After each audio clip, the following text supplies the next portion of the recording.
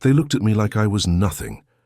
That morning in the marble hallway of Beaumont and Associates in Lyon, the hiring manager didn't even bother to soften the blow.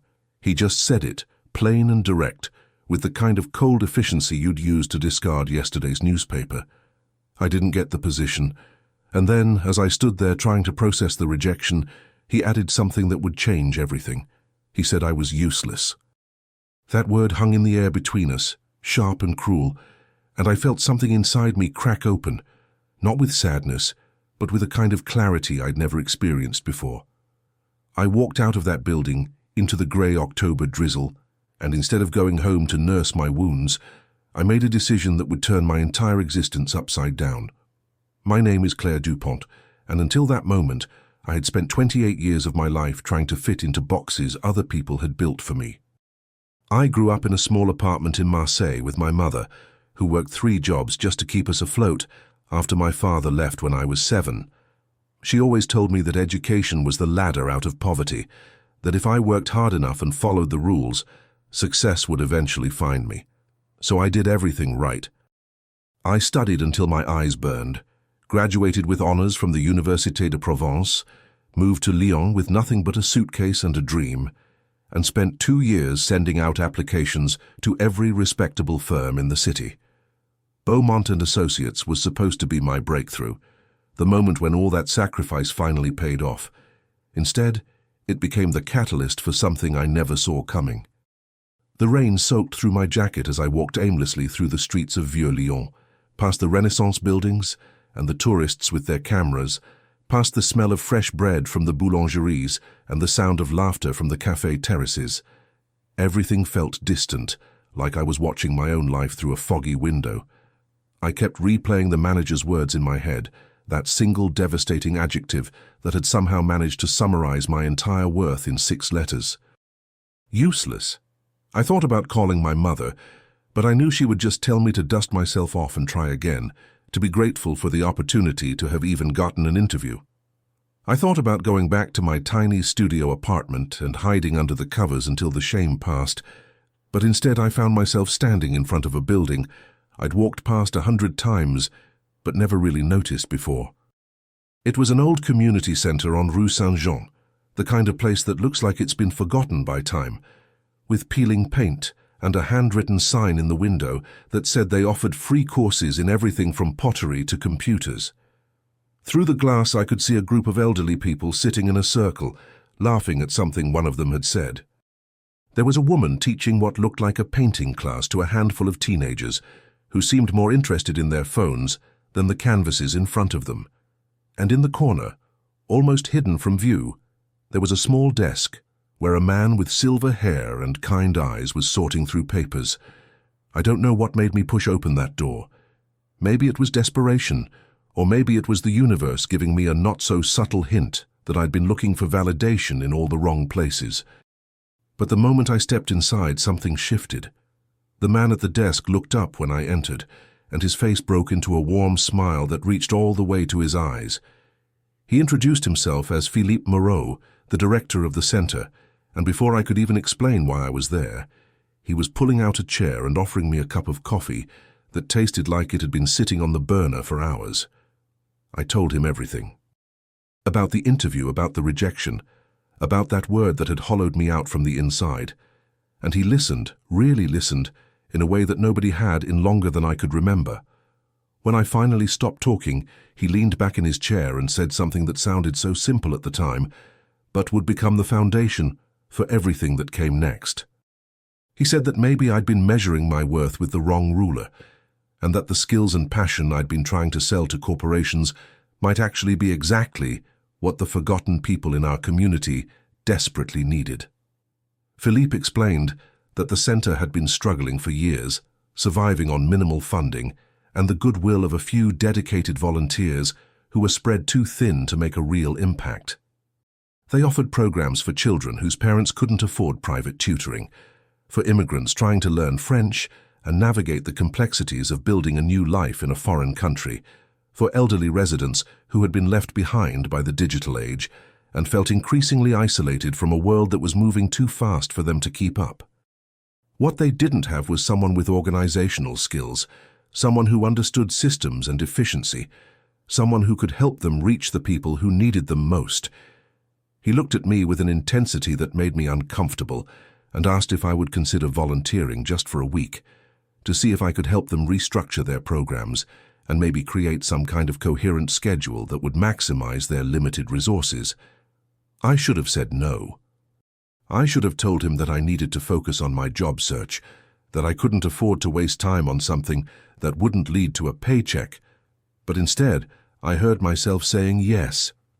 The next morning, I showed up at the center at 8 o'clock sharp, dressed in the same professional clothes I'd worn to my interview, ready to treat this volunteer position with the same seriousness I would have given to any paid job.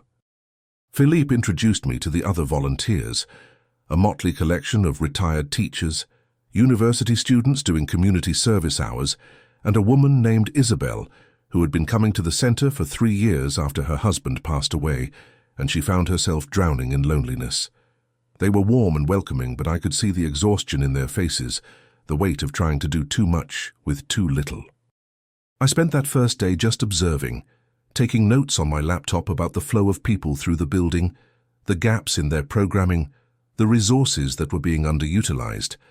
I noticed that the computer lab sat empty most afternoons, while there was a waiting list for the evening classes, because people couldn't get there until after work. I saw that the children's tutoring program was turning away kids because they didn't have enough volunteers, while the painting class had 3 teachers for only 5 students. By the end of the week, I had created a complete reorganization plan. I proposed shifting the computer classes to different time slots to accommodate various schedules, implementing a sign-up system that would help them track attendance and identify patterns, and creating partnerships with local universities to recruit student volunteers who could help with tutoring in exchange for community service credits. I suggested reaching out to local businesses for donations of supplies and equipment they were planning to discard, and I even drafted a social media strategy to help them reach more people in the community who might benefit from their services but didn't know the center existed. Philippe looked at my presentation with tears in his eyes and told me that in 1 week I had accomplished what they'd been trying to figure out for 3 years. He offered me a position as program coordinator, a title that sounded impressive, but came with a salary that was barely above minimum wage. I accepted without hesitation. The transformation didn't happen overnight, but it happened faster than any of us expected. Within a month, we had doubled our attendance. The computer lab was full every afternoon, with elderly residents learning to video chat with their grandchildren and immigrants, practicing their typing skills for job applications.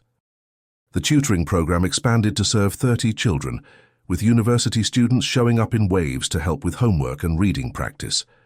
We started a job skills workshop, where I taught resume writing and interview techniques, sharing everything I'd learned from my own years of rejection and failure. And something strange began to happen. The people who came through our doors started looking at me with something I'd never seen directed at me before. It wasn't pity or politeness or the professional distance I'd experienced in corporate settings. It was gratitude, real and raw and overwhelming. There was a woman named Marie, 73 years old, who had been terrified of computers her entire life, but desperately wanted to be able to email her daughter who had moved to Canada. I spent hours with her, patiently explaining how to click and type and navigate the strange digital world that had left her feeling obsolete. The day she successfully sent her first email, she cried and hugged me so tightly I could barely breathe, and she kept saying thank you over and over like I'd given her the greatest gift imaginable. There was a teenage boy named Antoine whose parents were working multiple jobs and couldn't help him with his schoolwork. He was failing math and on the verge of dropping out, convinced he was stupid and would never amount to anything. I worked with him 3 afternoons a week, and when he passed his exam with a score high enough to get into a technical program he'd been dreaming about, he told me I was the first person who had ever made him feel like he mattered.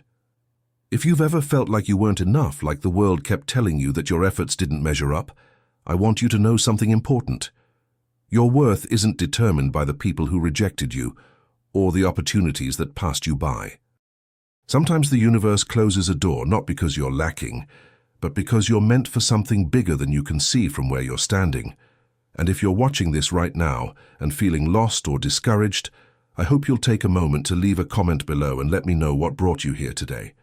Share your story, even if it's just a few words, because I promise you, someone else who's watching needs to hear it.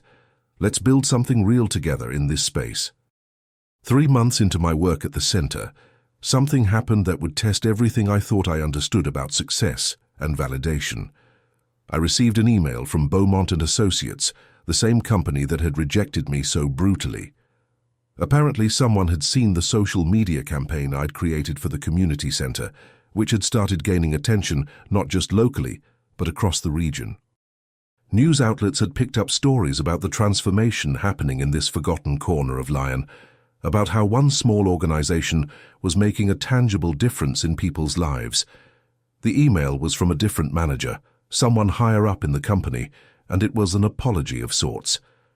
They acknowledged that they had made a mistake in their initial assessment, and they wanted to offer me a position in their corporate social responsibility department with a salary that was triple what I was making at the center. They wanted me to help them develop community outreach programs that would improve their public image and demonstrate their commitment to social good. It was everything I had wanted 6 months ago, wrapped up in a neat package with a bow on top. I sat in Philippe's office staring at the email on my phone, feeling like I was standing at a crossroads where both paths led to completely different versions of who I could become. Philippe didn't try to influence my decision. He just said that whatever I chose, I should make sure it was for the right reasons, and that money and prestige were fine motivators, but they wouldn't keep me warm at night when I was lying in bed questioning whether my life had meaning. I thought about the corporate offices with their sleek furniture and their mission statements printed on expensive paper, about the performance reviews and the strategic planning sessions and the carefully managed brand image. And then I thought about Marie's tears when she video chatted with her daughter for the first time, about Antoine's smile when he showed me his acceptance letter, about the elderly man who had been coming to our technology classes and told me that for the first time in 5 years he didn't feel invisible anymore. The decision should have been harder than it was, but something had fundamentally changed in me during those months at the center. I had spent so many years chasing external validation, trying to prove my worth through titles and salaries, and the approval of people who would forget my name the moment I left the room. But working with the community had shown me a different kind of success, one that couldn't be measured in quarterly reports or performance metrics. It was in the small moments of connection, in the way a child's eyes lit up when they finally understood a difficult concept, in the gratitude of someone who had been struggling in silence and found a place where they belonged. I replied to the email from Beaumont and Associates and declined their offer. I told them that I had found my calling, and it didn't involve helping corporations polish their public image. It involved showing up every day for people who had been told, in one way or another, that they were useless, and helping them discover their own inherent worth. The months that followed were a whirlwind of growth and challenges. We secured a grant that allowed us to expand our programming and hire 2 additional staff members. We partnered with local schools to provide after-school programs for at-risk youth, and we started a job placement initiative that helped immigrants and long-term unemployed residents find meaningful work with employers who were willing to look beyond conventional resumes. My mother visited from Marseille and walked through the center with a look of wonder on her face, watching me interact with the people whose lives I'd become part of. She pulled me aside at the end of the day and told me that she had spent years teaching me to climb the ladder of success. But what she hadn't understood was that success looks different for everyone, and sometimes the highest achievement isn't reaching the top of someone else's ladder, but building your own that leads to a destination worth arriving at. But the moment that truly crystallized everything came on a rainy Tuesday afternoon, almost exactly 1 year after my rejection from Beaumont and Associates. I was in the main room, helping a group of elderly residents set up their email accounts when the door opened and a young woman walked in. She looked exactly like I had looked that day I first entered the center, shoulders hunched against the weight of disappointment, eyes red from crying, holding herself together with visible effort. She approached the front desk where Isabel was working, and said that she'd just been rejected from a job she really needed, and someone had told her that this place might be able to help. Isabel called me over, and when the young woman started telling her story, I recognized every word because I had lived them myself. The endless applications, the hope that built up before each interview, the crushing weight of being told you weren't good enough. I sat with her for over an hour, not trying to fix her problems or offer empty platitudes, just listening and sharing my own journey from that moment of devastation to this place of unexpected purpose. Before you move forward with this story, I want to pause and acknowledge something real. Each person watching this has their own journey, their own moments of rejection and resilience. Take a second and share in the comments what area of your life you're trying to transform right now, or tell me about someone you know who needs to hear a story like this. Your voice matters here, and I read every single comment because your experiences inspire the stories I choose to share. Let's keep building this community together, where vulnerability is strength and every story has value. As I watched that young woman leave the center with something resembling hope in her eyes and a list of resources I'd compiled for her, I realized that my rejection from Beaumont and Associates hadn't been an ending at all. It had been a redirection towards something I never would have discovered if everything had gone according to plan. The job I'd wanted so desperately would have put me in a cubicle organizing spreadsheets and attending meetings that could have been emails, contributing to the profit margins of people who already had more than they needed. Instead, I had found myself at the intersection of genuine human need and my ability to meet it, and there was no corporate achievement that could compare to the fulfillment of knowing that my work created ripples of positive change in people's actual lives. The measure of a meaningful life isn't the size of your paycheck or the impressiveness of your job title. It's whether you can look in the mirror at the end of the day and feel good about the person staring back at you. Over the next several months, our center became a hub of transformation, not just for the people we served, but for the broader community. Local businesses started reaching out, not just to donate supplies, but to partner with us on initiatives that would benefit everyone. A restaurant owner, who had been struggling to find reliable employees, connected with our job placement program and hired 3 people who had been chronically unemployed, giving them not just jobs, but training and mentorship that would open doors to entire careers. A tech company donated computers and sent their employees to volunteer as instructors, and several of those volunteers told me later that teaching at our center had reminded them why they'd gotten into technology in the first place before the work became about stock options and performance bonuses. The ripple effects were impossible to track completely, but I would occasionally hear stories about someone we'd helped who then turned around and helped someone else, creating chains of generosity and support that extended far beyond our walls. Felipe retired at the end of that year, and in a ceremony that was far more emotional than professional, he handed over the directorship of the center to me. He said that when he'd met me that rainy afternoon, he'd seen someone who was drowning in self-doubt, but who had more potential than they could recognize, and that watching me grow into my purpose had been one of the great privileges of his long career in community work. His words made me think about all the people who had contributed to my journey, from my mother, who had sacrificed everything to give me opportunities she never had, to the hiring manager whose cruel words had paradoxically set me free, to every person at the center who had taught me that real wealth comes from connection and service, rather than accumulation and status. I accepted the position knowing that it would be challenging and often frustrating, that funding would always be uncertain and the needs would always exceed our resources, but also knowing that I had finally found the place where I belonged. The center continued to evolve under my leadership. We expanded our services to include mental health support, partnering with therapists who donated their time to provide counseling for people dealing with trauma, depression, and anxiety. We created a small business incubator that helped aspiring entrepreneurs from underserved communities turn their ideas into viable ventures, providing not just advice but connections to resources and networks that would have been inaccessible otherwise. We started a storytelling project where community members could share their experiences, creating a living archive of the diverse voices that made up our neighborhood. Each initiative brought new challenges and unexpected rewards, and I learned that leadership in this context meant constant adaptation, deep listening, and the willingness to admit when I didn't have all the answers. The corporate world had taught me to project confidence and competence at all times, but community work taught me that vulnerability and authentic connection were far more valuable than polished presentations. One of the most profound moments came during a particularly difficult period when our primary funding source was cut and we had to make impossible decisions about which programs to scale back. I called a community meeting expecting to face anger and disappointment, but instead found a room full of people who had benefited from our services and wanted to help. They organized fundraisers, reached out to their own networks, and volunteered extra hours to keep programs running.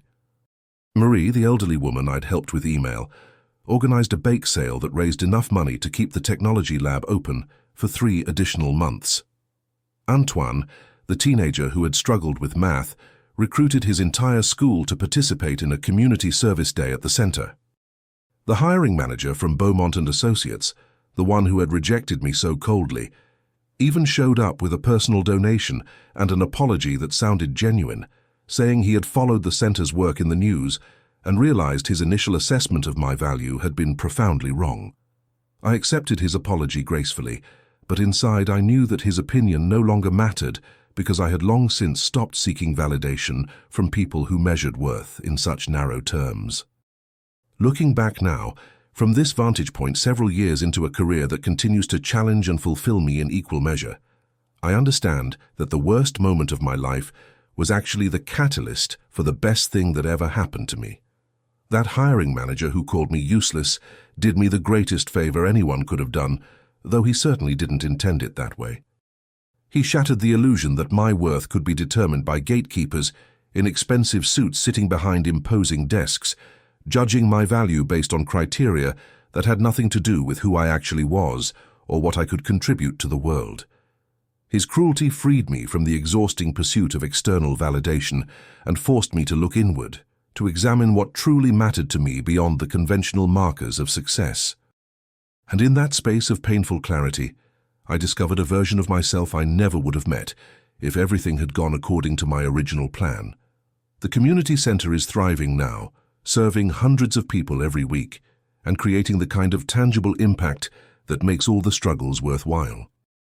We've been featured in national news stories about innovative approaches to community development, and I've been invited to speak at conferences about the intersection of social work and organizational management.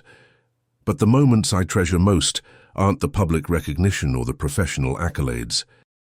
They're the quiet conversations with individuals whose lives have shifted because someone believed in them when everyone else had given up. The tears of gratitude from parents whose children discovered they weren't failures after all. The transformation that happens when people realize they have value beyond what any employer or institution assigns to them. These moments don't come with certificates or trophies, but they fill my heart in ways that no corner office or executive title ever could. I still think about that rainy October morning when I walked out of Beaumont and Associates feeling like the world had pronounced judgment on my worthlessness. If I could go back and talk to that version of myself, I would tell her that the rejection she's experiencing isn't a reflection of her inadequacy, but rather a redirection toward her true calling. I would tell her that the pain she's feeling is temporary, but the growth that comes from it will be permanent, and that one day she'll look back on this moment not with bitterness, but with gratitude for the way it broke her open and allowed something new to emerge. I would tell her that success isn't found in the approval of strangers who don't know her story or understand her heart, but in the alignment between her values and her actions, between what she claims to care about and how she actually spends her time and energy. Most importantly, I would tell her that she is not useless, has never been useless, and that the hiring manager's words said everything about his limited perspective and nothing about her inherent worth. The lesson I've learned and continue to learn every single day is that rejection often feels like an ending, but it's actually a beginning disguised in painful wrapping paper. When doors slam in your face, it's usually because you were trying to force your way into spaces that were never meant to contain the fullness of who you are. The universe or fate or whatever force guides these things sometimes has to be cruel to be kind, has to strip away our comfortable illusions so we can see the truth of what we're actually called to do with our limited time on this earth. And while I wouldn't wish the pain of that rejection on anyone, I also wouldn't trade the journey that followed for anything, because it led me to a life of purpose and meaning that I didn't even know was possible when I was trapped in my narrow vision of what success was supposed to look like. Now I want to hear from you, because your story matters just as much as mine does. Have you ever experienced a rejection or failure that later turned out to be a blessing in disguise? Are you currently in that painful space between losing what you thought you wanted and discovering what you actually need? Or do you know someone who transformed their life after hitting rock bottom? Share your story in the comments below, whether it's just a few sentences or a detailed account, because you never know who might read it and find exactly the encouragement they needed to keep going.